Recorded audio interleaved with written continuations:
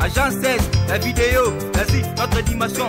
Les Congolais, voici votre agence. Avec ingénieur Tonton Mwinga 7 mm. Papa, na Kevin, Agence 16, j'étais à Mila, Bazako, Katesa, Kokola, toujours imité mais jamais égal. 16 mm. 16 mm. 16 mm. 16 mm.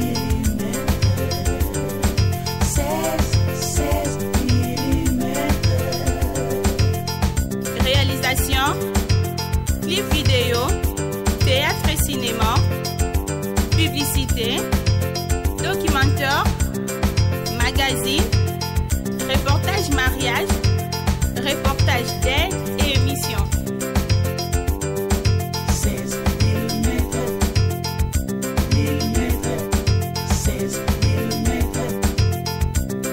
mm. Aza parmi aza papa oyo avant kufa mutasuka félicité que ezaki héritier watanabe nasir batutu na monde bayebi lera lobaki mamba BM alobi mono oyo asali nzembo héritier asali nzembo mboloko kutu musika na zamba so luke na gambelo kozwa pembeni mengana tozaka monde moko tozo vivre moyena mona ezati a félicité ki maloba wana soki le msoke c'est daya tu comprends pour ba force à nature il y a un temps pour tout.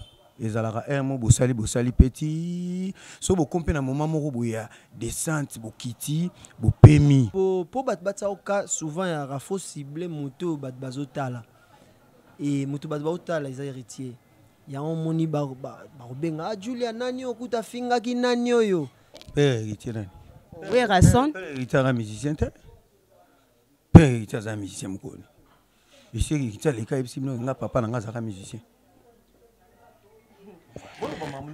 Tout solo là. Il y a un émission moniteur na vandi na likambo ezaboué. Ba omona ba mo créer ba théâtre. Pourquoi n'y sona kozala kokanisa yo misère kaboli biso. Bolingo pasiele kia yamona kei komeka nzoto.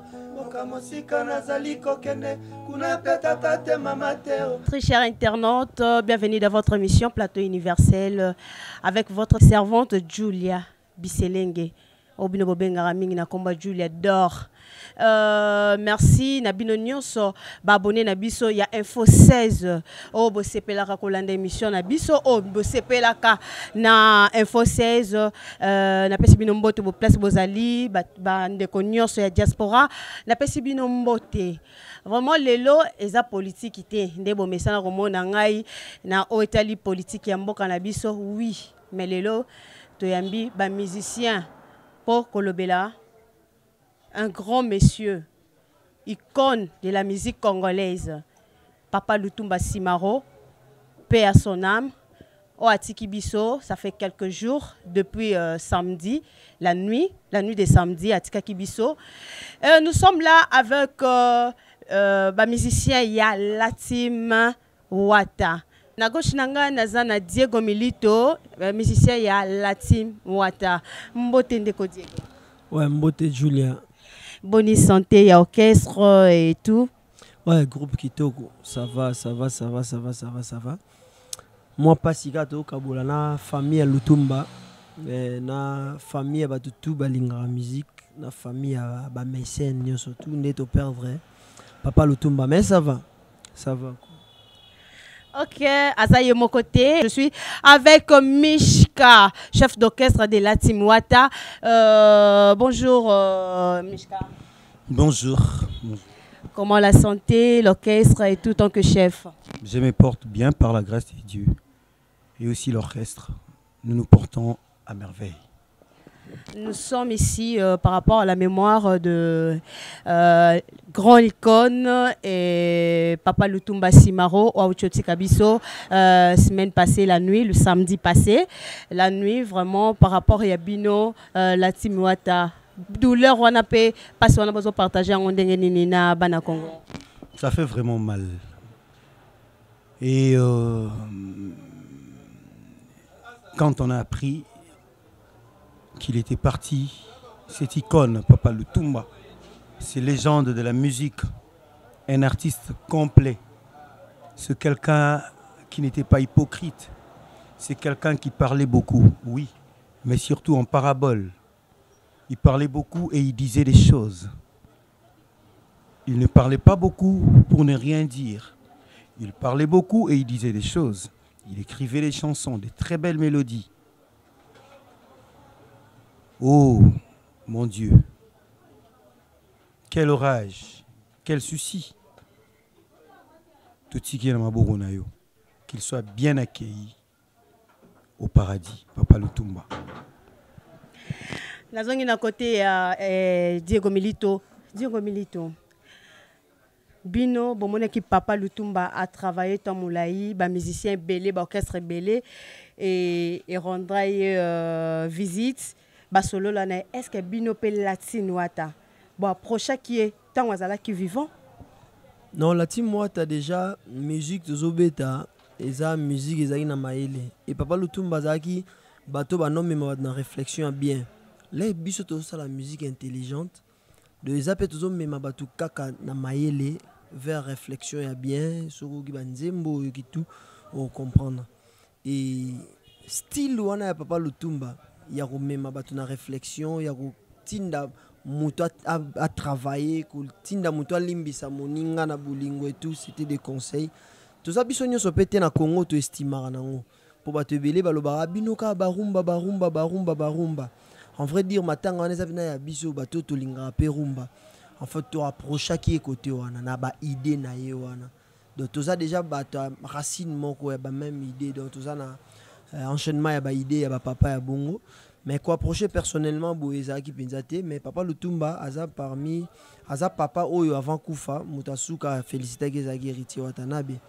Nasir batutu na monde bayebi l'air alobaki maramba BM alobi ah mono ya salinzembo héritier salinzembo mboloko kutu musika na zamba sur luke na gambelo rozwe pembeni mengana tozaka monde moko tozo vivre moyena mona ezati a féliciter ki maloba wana.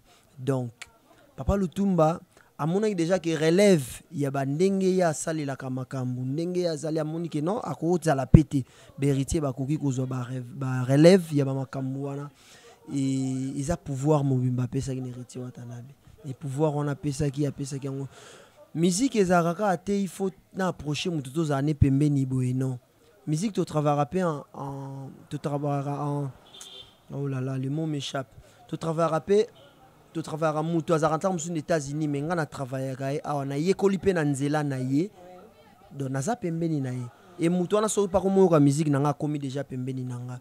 Donc musique ezanenga musique ezelo moko eko ko rapprocher bato bazana ba milliers de mètres comme si bango sika moko on était déjà ensemble parce qu'on partageait de mêmes idées avec Papa Lutumba.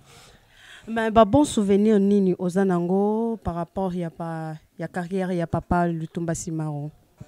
Bon souvenir ezebele atiki ba nzembo tozoye kolela lelo tamsu toimba j'aime mon mari au mona let tozoyemba j'aime mon mari na kotsa ba mabele na kati chérie opesi kanda esika na motema personnel boye en physique boye za penzati tozayima musika mais na ndenge musique ba souvenir ezebele ongaso na bandi tanga misa pinange ko osila ezebele vraiment ezebele atiki ba chef d'œuvre ba nzembo oyo otoye kolela musique o baleki na biso pe ba oye kolela ndena lobaki na début émission.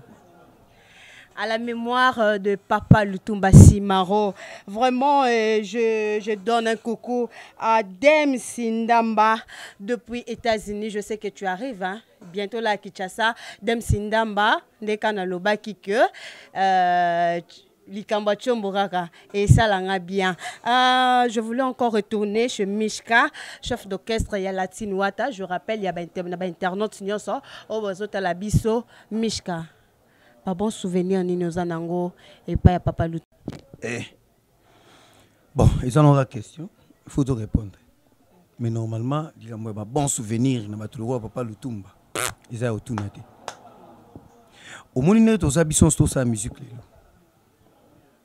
Ça dit bah fait bah comment déjà bah tracer nzela combien bah tout bah betrandoule bah tout bah betandoule na fente ote ba orchestre et tout atana quoi mo bo interpréter avec le Lutumba tana nzembo moko vous comprenez Donc ba bon souvenir na ezali misala o vie atikeli biso o ya sala o etikali o biso to landa nzela lelo na biso yo blague te. Alors ba conseil o apesa bino ba musicien o bozo tambola to ebi tamo kwa sala ki point de presse alobaki mingi pona ba musicien bazo tambola malamu te bazo banga ba mikolo te bazo yeba ko se respecter te. Est-ce que bo pratika rango pe bon ngana na nango via lobela rap na mambo wana ba musicien o ba otambola mabe botika ba banga mikolo te botika ba mikolo pe o ba olinga otosa ba legi na bango te botika eza mambo via lobela ka lobela ki ba musicien oyo ya ba impoli parce qu'il y a des musiciens qui sont impolis, il y a des musiciens qui se comportent na ba nemo boy hein se comporter mabe. Mais le mal est que tu as une difficulté à comprendre la vérité dans le Congo. Comprendre? Parce que on va tambola bien wana au monde amna que batu bazo lukaka ba problème ba salir bango ba diaboliser bango bani na yebi poani na lo ba makambo dans épisode. Toujours ça polémique ti. Mais au monde rara que ba créer théâtre mo pe meni. Créer théâtre mo boye le roi ndenge comment on peut bon internet et koti bato ta la polémique ba et lati mutu mususu ba créer li comme na bango ba lati siango par exemple héritier ba mo luka ba réaction mo bo bango pe ba okota ba luka ba fungo la porte mo boy pour ba na polémique ba na ba bêtise et tant ba répondre bango na vérité mo boy ba l'équipe ba ni ba impoli tala zaraboy or ba zo sala confusion ya makambo vous comprendre. Donc voilà, papa a payé ça conseil. Yangona yé atambola bien via Koufina 81 ans. Donc ils ont âge ou déjà âge déjà mutu sora Koufina âge wana bien que souci ezala kakapo asalagi mingi komona ye ezagi mingi et puis maloba na ye o yazaki ko bimbisa mikro nyonso. Ils ont édifié biso ko baksa tant ya longwe nengwana en tout cas toujours les lapins nzambe tolobi nani mususu wa ko ya apesa biso mais na yebi ke nzambe azaka nzambe za munene moni nzambe za mutu azalaka ye mutu asalaka apesa pe azwaka donc soga zui aebara ko remplacer mususu nzambe asaka makambo 20 yango moni ndenge de go utaloba biso to kutana papa lutumba te. Mais nous avons eu cette chance à travers notre leader héritier Watanabe que bao ya avion bazaki ensemble les arrivent na ba musiciens ba souka oya kotela na bango et puis via vandaki papa le roi papa le tumba que avanda déjà une nzembo ayoka nzembo neti héritier et difia ya ki parole tout tie ti alobi mwana na ngai na yokaki olobi makambo ya udego utoloba mbolo ko musika na zango lukata na gambelo okutai mais bolingo ta okazomona na te ngako tuna yoto tozara a na kinile msu tozomona na te alobi oyembi solo ya déception nzoka nde déception lumbaka boy na encourager yo na nzela wana okende susu liboso. Donc biso tozana bénédiction na papa Lutumba. Nous avons cette chance obi ezaki liboso to perdai papa Wemba quand le roi était parti. Le roi était mort, mais vive le roi. C'est beau ses souvenirs. Quand papa Wemba est parti, puis tout bêta concerne Romeo Golf. Il a télémia yembi papa Wemba. Petit papa Wemba gendaka, moi petit papa Wemba kufa. Te batu na événement na bango, baza munkyo basala kisko et coïncida que zaki pembeni. Tu Wemba papa Wemba tout ça qui mambo. Et puis les lots ont informé OK. Na minute héritier Azali l'ambassadeur suprême de la jeunesse internationale pour la paix et si quand a Cupal na centre universel de paix pour le nation et centre universel pour la paix des nations sur les continents de l'Omamarwana qui parle OK kuna esika bachaki ambassadeur suprême azana musala moko ya kokuta kuna facilisa ezaki peka musala ya papa Wemba mutabanda qui on a place wana et quand il est parti batali basali choix ya héritier azam ambassadeur de la paix parce que titre ambassadeur de la paix n'esprit ma bête pour ça lobby bo bato mona on dirait bo chrétien batuke ambassadeur de la paix azalaka moko na Congo te biso to na vie na biso neti nga na 7e rue to na vie na biso ambassadeur de la paix prophète Konde o église loba azalaka paix ambassadeur de la paix ba imo ebele mais problème ezaka ke lelo oyo ba bimisi grade mususu ya nakolo ba fonction mususu ya likolo koleka o ezalaki bongo ba élever héritier na place wana c'est-à-dire l'ambassadeur suprême de la jeunesse internationale pour la paix il y a une conférence à Genève et na Paris conférence ezalaki na maison de l'UNESCO et si o mam na lo ba no ezama mwa bien excusez-moi tokoma place wana ba yoli to okoma na bi ke bolo baratro tokoma place wana parce que tozana na mémoire à papa Lutumba nazo pesa kaka na ba fan nyonso ba très cher internaute so balandara biso bozala toujours branché na site na bino info 16 o pesa rabino vraiment ba info na temps réel programme ya papa Lutumba to continuer yango parce que nanu bimité nanu peut ba pesi programme moko te que matin ko bimatel jour. Nous sommes là, Tozawana, pour nous la bino ba information. Tu continues na ba musicien ya Latine Wata Diego Milito. Tozonga moi makambo ezoleka ba mbilinga mbilingeza trop mikolo Latine Wata surtout bien héritier moko kaka. Héritier moko kaka te veut dire que Latine Wata avec maison mère. Qu'est-ce qui se passe? Non, il n'y a rien. Il n'y a rien. Il n'y a rien. La team Wata, c'est la team Wata. Maison mère, Pesara, maison mère. Il n'y a rien. Il n'y a rien. Veut dire que non, Mikolo, Torege, héritier Watanabe, c'est le bibino, Torege, Bolobi, on a noté quoi. Mais héritier, Yemoko, vraiment, qui clair pour répondre à la émission que vie Atika. Atika, Tinda Moutune. Mais. Moi, je suis là, je suis papa. Mais la vidéo n'est pas là. Problème, gars, le problème, c'est que je casse na kin. Na yoka ki ritia finga ki na nyoyo. A finga ki kutu vie na ena nyoyo. Mais vidéo nango mabeka vidéo nango ya la té. Alors mambwana nyoso eza ba montage eza ba nini. Moni eza na batu mo boy baza sou batsa bango sou kate.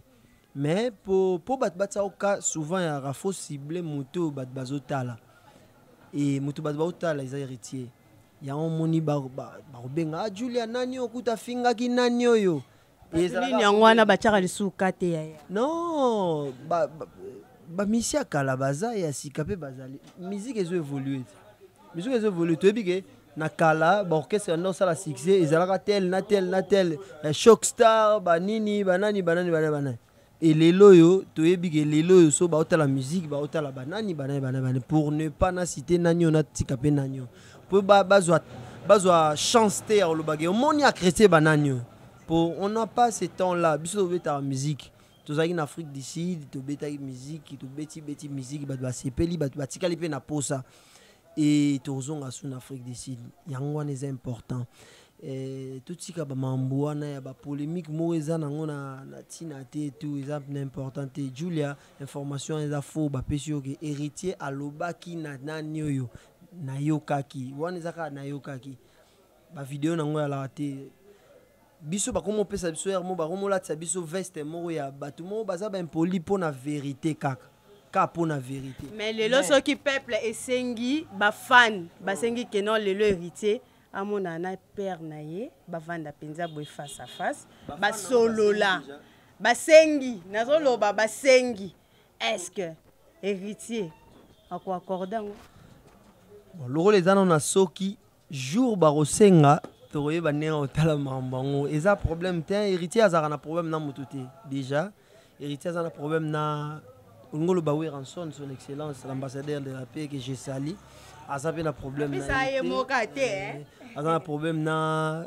bana ba onyo stu ba vie na biso na ok non chef d'orchestre pour na 600 pas chef d'orchestre Mishka likambo yo ya héritier rancunier partout ezo simbate ezanini héritier manga kotela aka ye moko manga kotela toujours ba mambo héritier yo kumotu na so ngam azaye monde héritier manga ya kotela c'est ça le problème yango moni mabanga na banzinzi manga hotela kasi mabanga koya banzinzi pe baoya sikoyo na bato baba mabanga baza na intérêt ka ya mumango ekoya po bango basa nini balia na banzinzi oyo bazwa kolanda wana intérêt na bango mpe ezalaka basa nini balia donc bango tu baza na intérêt moko na place wana yango ozomonaka bato lelo oyo mpo soki le mosu orchestre edaya comprendre mpo baforce ya nature te y a un temps pour tout ezalaka mo bosali petit so bokompe na moment moko boya descente bokiti bopemi moni so bopemi wana bokanisa te boya ozonga su bosote te boforce nature tozobeta lisolo bapapa lutumba ti papa lutumba kufika à grande mais est-ce que bana ok bazaki na continuer succès ka ndenge ezalaka est-ce que longola papa lutumba oyo yaza yango te c'est-à-dire quoi ba orchestre mususu ne de galobi esalaka succès kala vous comprenez est-ce que autant succès vide muto mokilaka mtu makasi azoboya kondima ke succès et c'est ici là siko po yo moko mona bina ke succès ngo vida mais kana nu makambo ezalaka kala ozaka osala o mekina msu conseil moi $50 na ville au talende bat baoya vous comprenez siko so batu baye koleka ndenge ezalaka kala c'est que succès zo continue soki batu baye moi c'est que succès zo sanini vraiment le vérité kolo biso bomba te to lo ba vraiment place opene bata maki ba nyoso ne bata ba to lo bango to lo ba ke vient na bino père ya héritier veut dire c'est si là déjà ayo kana lisuute yango wana bo palola père héritier nani oui rason père héritier un musicien te père héritier un musicien mkoni et c'est héritier les cas ibsi nga papa na nga zaka musicien ezali to solo la yango na ebiso moni tant na vandi na likambo eza boye ba omona ba mo créer ba théâtre ba o créer théâtre moko ba sali film mobimba ba filmer nyonso on a c'est pour avoir le retour dans la réalité des choses mais bokozonga na réalité te la réalité est que vous êtes les passés c'est-à-dire quoi bosala kana format au bozaleli boluka susu te ke ya ko le capo muto akufaka bongo ba bakufaka bongo en voulant forcer la nature vous comprenez parce que au monde après théâtre on a baluka nzela nini to finga héritier pour biso peut to kota to créer actualité sika actualité na musique na biso to zana ba jour to beta l'histoire papa Lutumba paix à son âme encore une fois mais actualité na musique na biso ezalaki eza retour ya musique na place auto beta raté biso to beta en Afrique du Sud kuna ba combattant ba qui vraiment ba autoriser ba tout mais to beta ça OK na yofil côté ba congolais ba rebelle au courant ko lekaté mais on était là-bas on a fait 4 concerts actualité yango wana c'est-à-dire ba to ba sepeli musique ezongi na ba koto ezalaka te yango moni pe kalami te pour bazo benga déjà ba musicien belé bazo benga allo bazo benga en Afrique du Sud pour ba luka pe bango pe basani ba kobeta Mishka, je rappelle que nous sommes à Cabinda précisément na quartier Beauvant parce que vandi quoi boutique moya bien bilamba bien eza awa na boutique d'habillement ça marche chez maman madame Élisée Nzambi moi c'est à pembe veut dire que sur hôtel au komisi Nzambi Élisée Mambi nazo zela au cas de retour moi ça boutique Chine et ça l'ira bien. Donc continuer na ba information na biso Diego Milito yonde vraiment avec un invité spécial il y a plateau universel lelo. Problème il sous hérité trop de problèmes. Aller pour parler sous nini. Hérité a problème na ba basi mingi te. Alors ni na ba problème na ba basi penate. Basi barande ba fan trop ba la musique na biso na nengwa veut dire que awa ande mbilinga si Diego Paulo bakena à reconnaître Fally Ipupa toujours chité déjà Fanny te olo bande Fally Ipupa un musicien congolais ouais bon chanteur bon musicien biso so ngapi dans d'autres là il a parlé avec ta musique bien pas un problème te pas un problème te bakuta na répéter problème est là. Ben, très cher, bon comprendre que Diego Bangana, qui n'est pas chef d'orchestre, pour aussi là, na epoye na roloba bien, makambo Itali héritier watana bena Fally Ipupa DiCaprio, chef d'orchestre. héritier problématique. Na papa, na fali susu baninga ba osenga pardon. C'est que yo zonga na case de départ.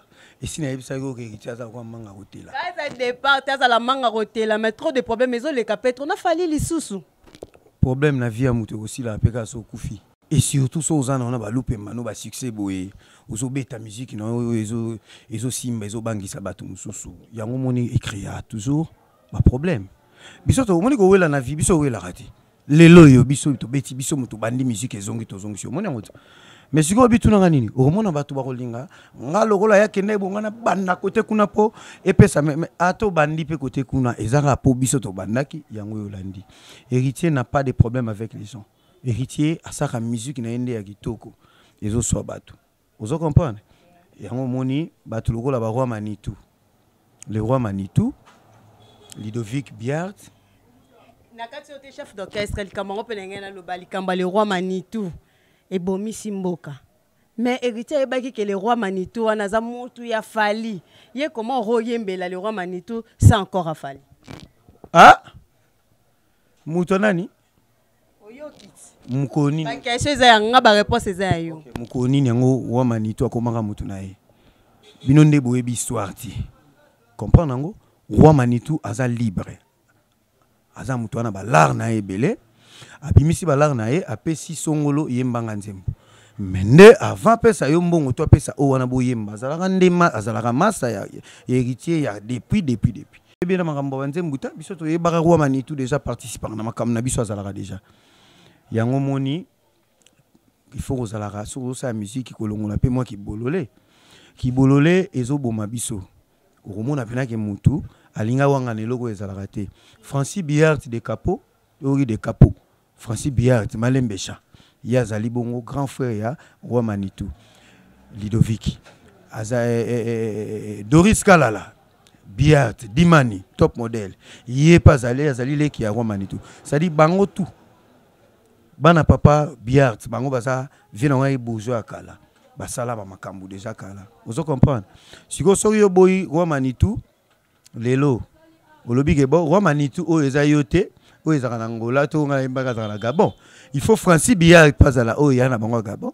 Il faut Doris Kalala Dimani azala pe ya bango ya bakuta bangola. Donc voilà, donc na vie il faut ozalaka moi gratitude ça va bien gratitude wana ya ba niveau ya bongo eza bien te na pesi mbote Roi Manitou Biart aza muto kotsa Aston Martin na kisasa banda to kola to mona biso te Aston Martin na kisasa eza ba voiture biso tondo tango na TV to ka ngona sango mais lelo yo Roi Manitou ena o aza grand prêtre. Merci beaucoup, chef d'orchestre.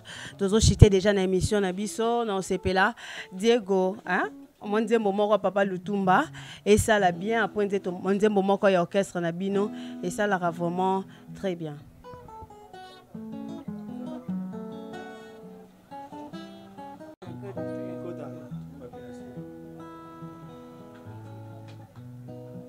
Le président Bakou, Iwalet. Ah ouais. Ambassadeur Haridi Kaom. Romalem Béchamp. To follow. Pierre Francis. Oui, to follow. Alphonse Mbwebwe. Tango fort. Namonakei komeka nzoto ukamusika nazali kokende kuna peta te mama teo pokwa nyonso nakozala kokanisa yo misere ekaboli biso bolingo pasi eleki ye yango nakei komeka nzoto ukamusika nazali kokende kuna peta te mama teo pokwa nyonso nakozala kokanisa yo misere ekaboli biso mokolo yango na njili liboso ya komata na mpepo nabongoli miso nsima namoni ozali kolela Jean-Claire Ngoma otamboli loboko ye opepinga na kita mal ya fela mama ye yelele Patrick Mangasa papa sengela ngai mpona fela fiancé na ye liboso ye wana koma lelo ministre ya mibale oyo wana koma lelo docteur oyo ya misato Samia comme homme d'affaires. Pour faire la misère divisée. Namotiba ya balingi ngateo. Mango banzambe ya se. Fana na mobali babunela yo mama ye. Naboyoteo. Diego. Bolingo pasi elekia yango nakei komeka nzoto. Moka mosika nazali kokende kuna tata pe mama teo poko nyonso nakozala kokanisa yo misere ekaboli biso. Bravo, bravo, bravo, vraiment. Ngamope la raisonné, nzembo et ça la rabat bien. Misère et kaboli biso, papa Lutumba père ton âme, veut dire, deux autres raisonner vraiment. Kishasa Moubimbeza na deuil, Ezolela, les grands poètes, papa Lutumba, passe na mutema. Mais, bah, œuvre etikalaka. Le musicien ne meurt jamais. Bah, œuvre Ezali.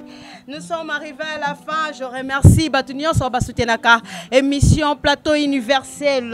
Je remercie JR Koïta et Yannick Koïta de prix Afrique du Sud. Et je remercie aussi ma famille Biselengo Basoutenaka dans la prière. On a Pessimbote, na docteur, na maître Gédéon, na galerie présidentielle. Le Sako Mokondi, Jean-Claire Ngoma depuis Paris, hein, n'a pas si Yombote, place aux Ali, Trésor Mbalikada. Yora Kombo. Trésor, salut à toi, de gros bisous. N'a pas si Mbote, na Tonton Mwinga, Info 16, place Azali, n'a pas si Mbote, n'a pas si Mbote, na peuple congolais, Mubimba, Obatalaka, émission Plateau Universel, na lobby, et Plateau Universel, Zakapo, na politique, les lots, yambi souba musicien, a rappelé, les lots, penato lobeli, Makambo Itali musique, nous sommes arrivés à la fin, je donne un micro, na ba musicien, ba pesa, quelques salutations, na bango, na batu balandara bango. Torope sambote na sima to yembi mo moke. Et vous savez bien baliki, on a salé signe, to leki mba moko. Donc na pesi mbote na Alphonse Mbwebwe, dit tango fort. To follow en Afrique du Sud. Mboka wana ebiso ke banoko bazali. Les poisons du monde, Kaska Sereka. Tango yaka za ko farote na biso inaki mabe. Na pesi mbote na Doris Kalala, Timani, top model. Pour nous boire en ninge, des gazos gratis qui na ninga banini. Na pesi mbote na Gracien Sakala. Gracien Sankala, les concepteurs de la musique intelligente. Na pesi sous mbote na ngai belé na mama Ornella Moindo ya Moindo. Ah, balobi noir pur. Na bo sanité Guy Machine dans les presses à Homo de Bruxelles, les Semodogo, les géants de Bruxelles. Na bo sanité Yannick Lambongo aux États-Unis d'Amérique. Popol Nkoko yo ebi solo Maspolov. La paix Simbote na Didi Akese. Nale la paix. Cédric Pan en Allemagne. Nale la paix. Jolingandu. Merci beaucoup. Moi aussi, je n'ai pas oublié ma copine chérie, moi, c'est Talo Arlène Mwanza. Mwanza, veut dire que là où tu es, je te fais de gros bisous. Ma chérie, bye, ciao à toi. Et Diego Milito, moi, bah, coucou et ça ira bien. Ah ouais, Bambote belé, na papi kate ou mozu ya Nzambe. Na bosanité Smith 14 na Mekili wana Aurélie Lubaki, Aurélie Malela, je te salue. Angola, Simon Teka Alava, na bosanité Fracel Kidimbo. Bambote ebele na ambassadeur Aridi Kaombo. Ah ouais, Bambote belé na yo, Bambote belé na Francis Billard, des capots na bosanité Mohamed Moleka, de Long de Près, Fondation Molindo, na bosanité Blanchard Azona. Yayo angona bambote belé na Kinshasa na pesi pe mbote belé na Tetendai maboko ba na pesi mbote belé na Maître Kazi, son éminence, le péché mignon, na pesi mbote na ingénieur Georges Kochi, na pesi bambote belé na Daniel Massaro Changalo Meking, na pesi bambote na Eric Fourili. Ok, nous sommes arrivés à la fin de notre émission. Je dis merci à tous les gens qui me soutiennent, à tous les diasporas. Merci à vous. C'est votre simple servante Julia Dor Biselenge. Bon, abonnez massivement dans le site Nabino Info 16. Je vous dis ciao, à la prochaine. Gracien Sakala Naleli, Moindo Nalele, Sakalos, Daniel Massaro Changalume, Yamatina Missolina Nalele, Nalalela Frank Mogisho, Oh Frank Mogisho Pono malanga Naebi ezali 80 Soki ekomi 90 bozita basouffrance chéri yo memisinga Baporteur bamemaka bipuka susi nani akomemela ngai Femineto masculin souffrance ezalaka te kasi ya ngai mawa namoni ekomi masculin Charles Tambo ozawa Agence 16, la vidéo, vas-y, notre dimension. Les Congolais, voici votre agence. Avec ingénieur Tonton Mwinga 16 mm. Papa, na Kevin, agence 16. J'étais à Mila, Bazako, Kadesa, Kokola, toujours imité mais jamais égal. 16 mm. 16 mm. 16 mm. 16 mm. Réalisation, clip vidéo, théâtre et cinéma, publicité, documentaire, magazine, reportage mariage, reportage d'aide et émission.